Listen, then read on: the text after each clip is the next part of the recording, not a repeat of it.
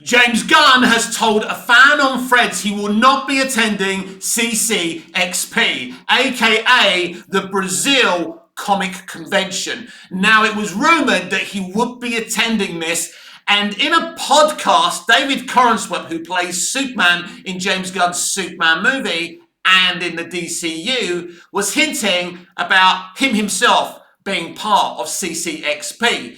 So James Gunn has said he tried to make it work, but his schedule won't allow it. Does this mean that Gunn maybe will appear at the convention, not physically, but via an internet link? We simply don't know. I'm not that fussed whether James Gunn's at a convention or not, but the rumour was that they were going to show the new Superman trailer, the first teaser trailer for James Gunn's Superman movie. And without Gunn there, you would think that that's not going to happen. But if Gunn is in Brazil, well, not in Brazil, but at the convention via internet link, then that's what they may do. I still think we're getting this trailer at some point. Maybe any day now, maybe in December, or maybe it's still going to be at CCXP. Because that's the theory going around, that he's going to show up via an internet link. We'll have to wait and see. For me, this secret squirrel stuff is starting to annoy me. Are you planning to release a Superman trailer? Then just tell us. We can all get hyped. It can trend on the internet before it's released. It's good marketing. It's good hype. All this will you or won't you release this trailer? You told us earlier this year there would be no Superman trailer released in 2024. This is what I keep on saying. James Gunn is such an unreliable narrator. He's worse than the bloody Joker, isn't he? So we don't know where we are, and it's a bit like this Superman movie.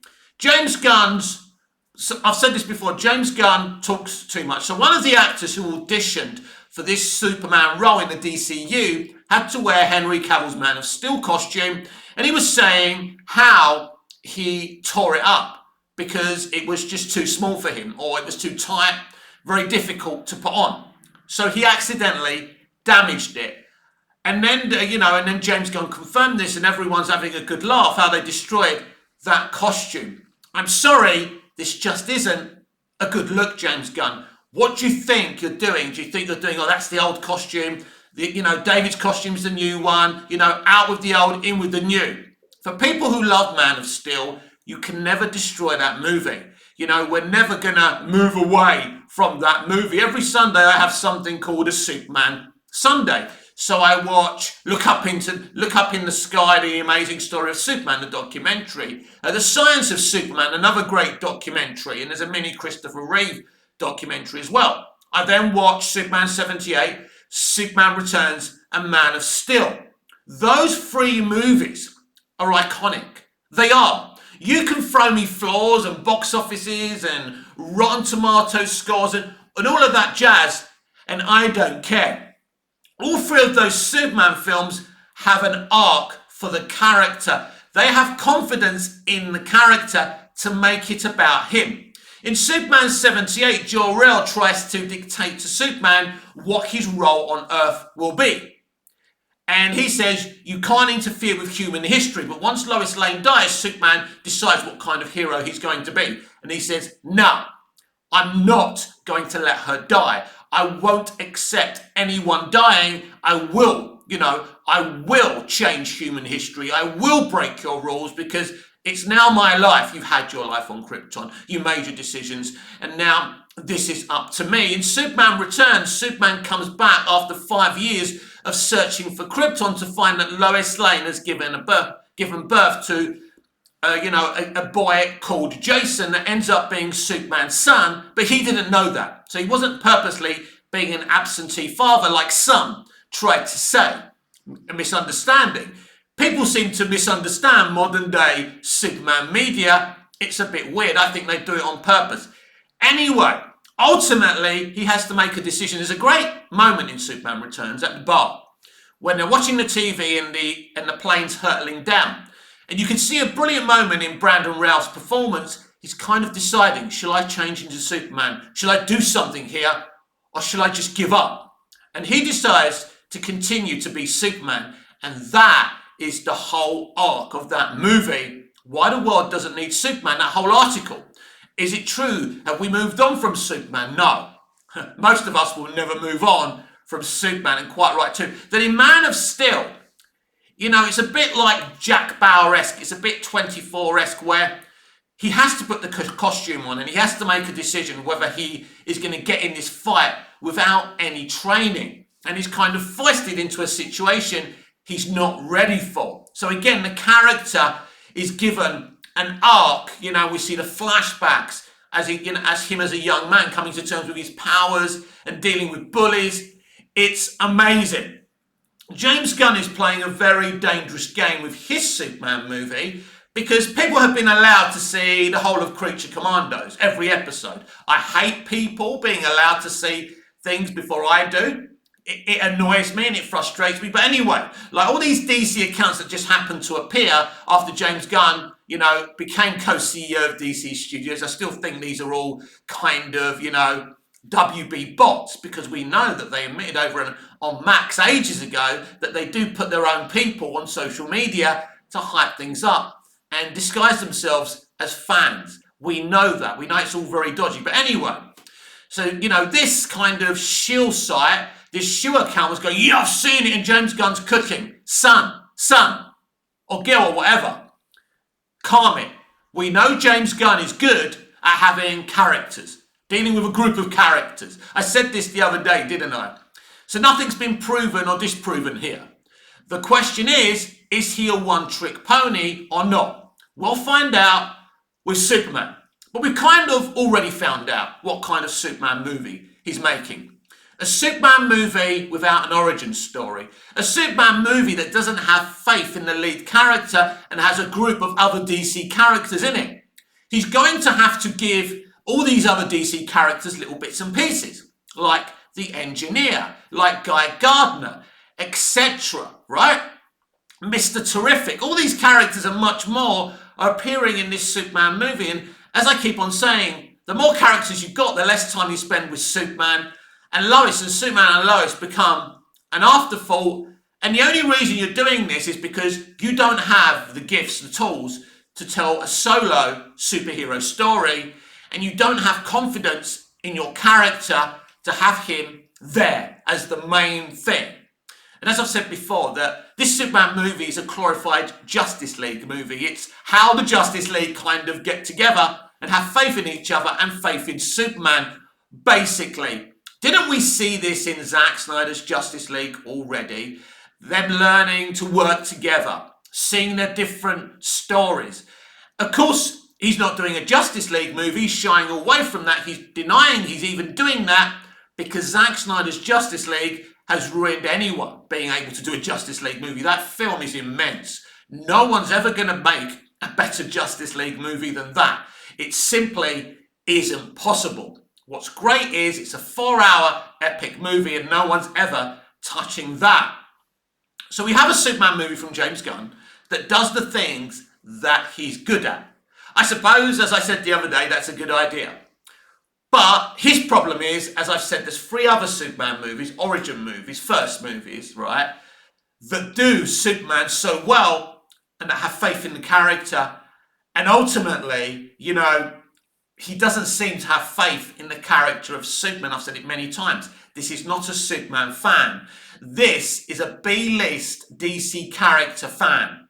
That, you know, he's not interested in the top tier characters. He doesn't like the top tier characters. When you look at his favourite DC and Marvel characters, none of them are top tier. I have no problem with the lower grade characters being developed. I think that's a great idea, standing alongside characters like Superman, Wonder Woman and Batman.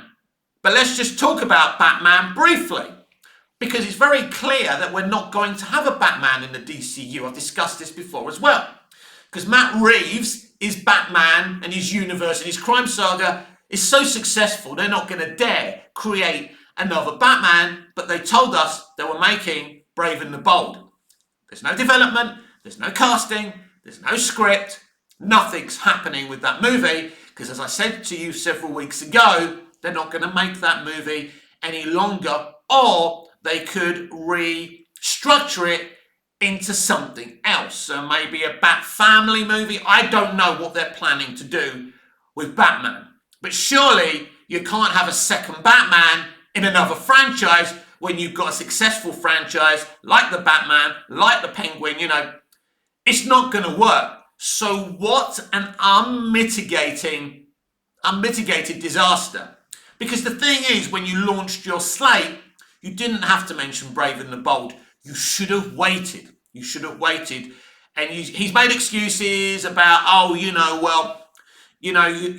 get out there. I had to say it. No, you didn't have to say it. You put yourself in a position, and now it's an uncomfortable one. So, yeah, we do live in very, very interesting times. I want to move on now from DC to Doctor Who. Yesterday, I was binging the Christopher Eccleston era of Doctor Who Confidential cut-downs. And it's amazing how things have changed, how Russell T Davies has changed. He seemed inspired by Doctor Who. He seemed to love the fans and love the show, and really was thinking outside the box when it came to Doctor Who. And what I see now really is something very, very sad, that he doesn't have any ideas. We saw the last season, no ideas. And to see those Doctor Who Confidential cut-downs, and to see his passion for Doctor Who, and the fact that he used to say he loved the classic series. What happened to those 3 60th anniversary specials earlier this year? Was it earlier this year or last year? I can't even remember now. But they didn't celebrate Doctor Who. And the whole thing about him not messing with the Timeless Children. I think it is a very dangerous thing to do and disrespectful to mess with somebody else's creative vision and delete it. But there is no question about it that the Timeless Children is a can of worms. But he opened up another can of worms, and it's the bi-generation. Because when Ncuti regenerates, do they all regenerate? It was a thing he did to wind people up and distract people from the Timeless Children, because that's all that anyone was talking about. Can of worms. How do you fix the Timeless Children? Well, if I was running things, one of my options would have to be to treat it like the half-human Doctor on his mother's side, which was mentioned by Paul McGann's Doctor in Doctor Who the movie. How do they deal with that? They ignore it. Ultimately, one of your options is to ignore the Timeless Children going forward, to ignore the bi-generation going forward. In fact, it's easy to ignore the bi-generation. It's not really as bad as the Timeless Children. The problem with the Timeless Children, you've suddenly got a concept where there were many more versions of this character. Before, we just thought it was Bill Hartnell, the so-called first Doctor. That's why people are angry, because they feel Bill's Doctor is being disrespected because he was always the first. And now he's not the first. There are other versions of this character out there, and how do you deal with that? Do you look for his home, or do you ignore it? And I think ignoring it is something you can do. You can have the character in a new era of Doctor Who saying, I'm from Gallifrey, I don't care about where I'm supposed to be from. I'm from Gallifrey, I'm a Time Lord, I'm proud of that. I'm not proud of what my people did to me and how they took my DNA to create Time Lord society, but it is what it is. I don't want to know where I'm from. I am from Gallifrey. I'm the Doctor, I'm a Time Lord, I don't care. Just live in denial, just move away from it. You can do that. By doing that, you give yourself an avenue to ignore it and walk away, and you make that stance that we're just not going to deal with it, we're not going to touch it. Otherwise, it's very difficult. There's another thing that I could do if I was running Doctor, and I've said it before. You could say the Master corrupted the Matrix, and it's actually the Master who's the Timeless Child. It's all very icky, isn't it? But I think ignoring it is the best thing to do, and have the Doctor say, do you know what? I don't care about all of that. I don't care about the Timeless Children. I don't care about where I'm from. I'm forgetting that, and I'm embracing my Gallifreyan, history, and that's who I am. I'm from Gallifrey, I'm a Time Lord, I don't care. It's a very difficult situation. The reality is, what Chris Chibnall did, as I said earlier, was open a can of worms that he doesn't have to deal with. He opened the can, then he ran away before it exploded. And that's the problem. And it's now a problem for the future because people are literally not watching this show anymore because of that. And someone has to come in and say, do you know what? Because what he tried to do was rewrite Doctor Who history. Because he and Disney, this is why they didn't want Russell to celebrate 60 years of Doctor Who. Those three specials don't celebrate 60 years of Doctor Who. They ignore 60 years of Doctor Who. And it's not about not bringing previous Doctors or previous companions on. I don't care about that. That's not the point. It didn't celebrate 60 years of Doctor Who. They said they were, but they didn't. They just seemed like everyday, normal episodes from the RTD era. You know, they celebrated Catherine Tate, they celebrated David Tennant's Doctor, but they didn't celebrate much else. And that is very sad. Where Stephen Moffat's Day of the Doctor was a big celebration. But this is the problem when you bring Disney, an extreme left company that find Doctor Who's history problematic. Doctor Who's history isn't problematic. It's a product of its time. And in 60 years' time, that future generation will be saying we were problematic. That the shows and films being made today were very disrespectful to this, that, and the other. All generations have a problem with the past. But you can't rewrite history. But you can write a better future. And that's what Chris Chibnall should have done.